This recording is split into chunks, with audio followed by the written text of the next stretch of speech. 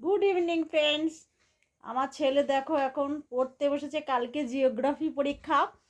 তো ও ভীষণ দুঃখ পাচ্ছে, কারণ হচ্ছে ও টিভি দেখে তো পড়াশোনাটা করে, যেই স্যারের মানে ভিডিওটা দেখে ও পড়ে। আজকেই সেটা শেষ দিন, জিওগ্রাফি পরীক্ষা কালকে, আর কালকে শেষ মোটামুটি। এরপরে কম্পিউটার আর স্যার করান না আর কি। সেই জন্য ওর ভীষণ দুঃখ।